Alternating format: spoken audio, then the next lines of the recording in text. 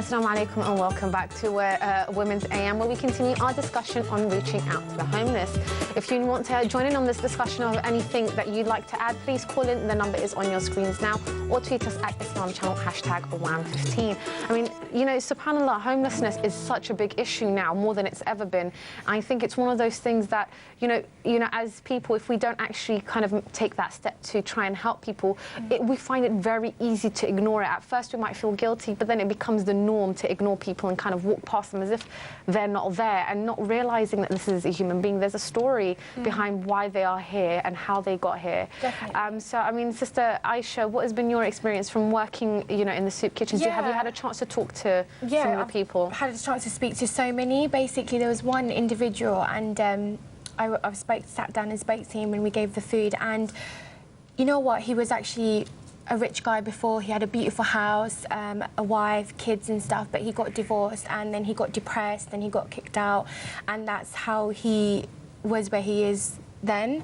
And it's quite sad that, you know what, they had a good life before, but because of something, you know, they are where they are now, and it's really sad. But I wanted to actually say, because I didn't get a chance to say it before, that in Surah Baqarah, actually, it says that, you know, people will be tested with loss of hunger and wealth, and we, as Muslims, should give glad tidings. So, inshallah, you know, all of us should do something in terms of giving something back, because that's how a difference is, you know, made. Definitely feel like there's some sort of responsibility for them, instead of, you know, feeling like, oh, the government should take care of them, or we pay taxes, you know, it's their own fault why they're in that situation. Because as Muslims, we have responsibility for everyone. It's not just Muslims that we give charity to, that we give zakah to. Absolutely. I think here it's not about, you know, shirking that responsibility, because yes, while the government is supposed to be looking after everyone, and especially people in that sort of situation where they're very vulnerable, we also have a responsibility, because we all have a sort of an individual and a collective accountability towards Allah subhanahu wa ta'ala and what we do. So it's true, we do have that sort of attitude where we feel like, oh, it's not my responsibility.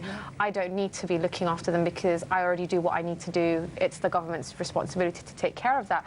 But Brother Muaz, from speaking to the people in your experience, have you found that there are some people who kind of take the mick, in the sense, you know, who are out begging on the streets, who aren't necessarily homeless? Because I feel like a lot of people have kind of been conned, and that kind of contributes to why some people are really reluctant to stop and talk to people who they see, who are perceived as homeless, or who are, you know, who seem like they really might genuinely need help, but because of their experiences of people just, you know, pretending that they don't do that anymore. Yeah, I mean, I'm not one to generalize or anything, but, you know, the number of homeless people hasn't gone down lately. And is your question regarding people? Yeah. So have you homeless? Yeah, exactly. So while you were on the street, have you kind of come across people who aren't really homeless, who are just doing it to, you know, basically, you know, continue a certain habit, or who kind of have taken it as a sort of a job to be out on the streets pretending to be homeless? To be honest, I wasn't out there for long enough to see that, but I am well aware of it happening. And you know, the shelters are absolutely full over the weekends as well, with people. And the number seems to be growing and growing, which is the strange thing, because there are so many charities that actually help them.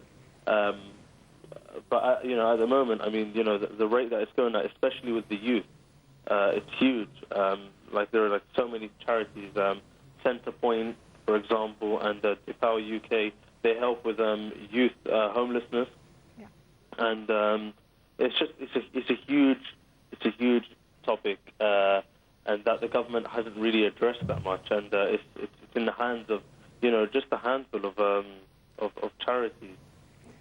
I think it's unfortunate. I think maybe there is this maybe lack of awareness, you know, in terms of trying to help the homeless. But I think from my personal experience from quite a few times is that I found that there are people that I had given, you know, some money to or food to, and I think to myself, you know, they really need it, you know, I'll stop for them and do that. And then you see them not long after, and they're in the supermarket with you, dressed really well, and you think, I just saw you a couple of days ago, you know, begging on the streets.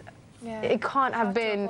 How is it that you've transformed so much, or were you pretending in the first place? And sometimes that's a bit off-putting as to why people don't want to actually give anything to people who are on the streets. I think in situations like that, because when we go out to do outreach work, we sometimes call them to come in to our centre to have the food.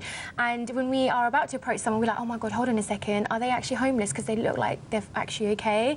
But it's just, you know what, we have to think that is the intention, and that they might not be homeless, but you're gone out there to do an act and, of goodness. So you don't have to worry so much of where is the money going to be going, or are they really homeless? Because if we look into it so much, we're never going to actually help anyone.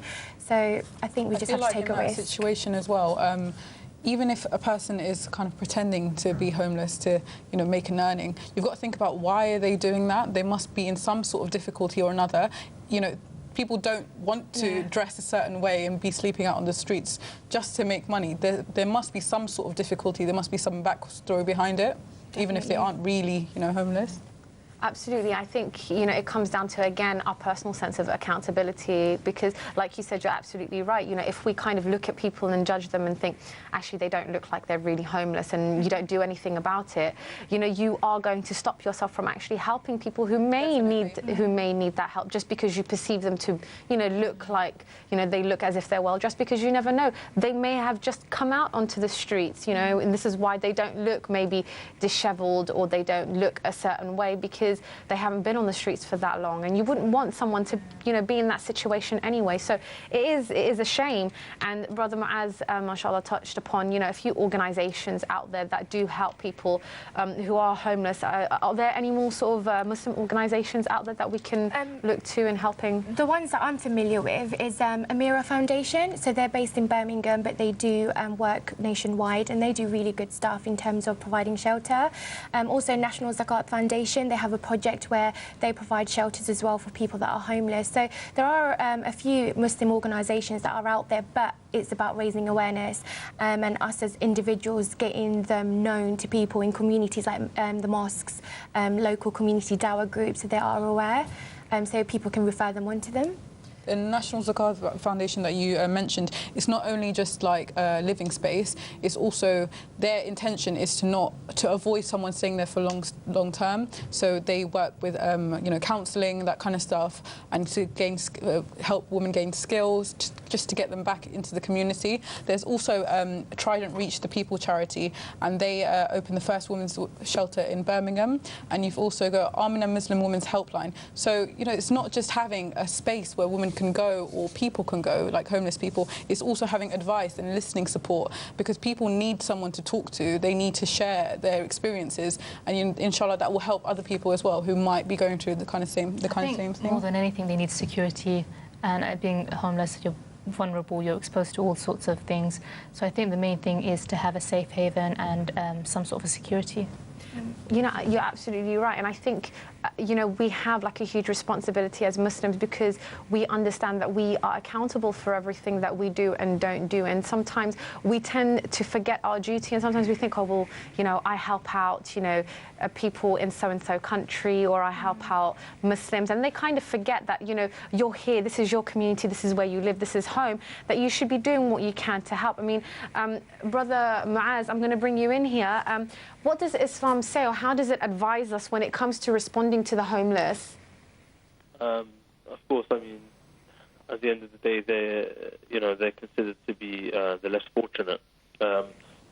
We don't want to dwell too much on how they got to that state, because that's only something that only Allah knows. But it is something that they are less fortunate. It is a duty upon us to help them. And we're going to be asked about this on the Day of Judgment. What do we do to help the homeless? Absolutely. To help the homeless in our community, be that Muslim or non-Muslim. And of course, we prioritize the Muslims, especially the women that have suffered so much. I mean, there are so many freak stories of revert sisters who have been kicked out of their parents' house, lived in parks for a week or so, and have gone on to live in hostels and get abused in hostels from the local drug addicts and drug dealers there, and it's crazy. And it is like the duty on us to help them, and there are so many ways to help them. There actually are. You could volunteer in soup kitchens if you don't have the money to donate. Give your time rather than your money.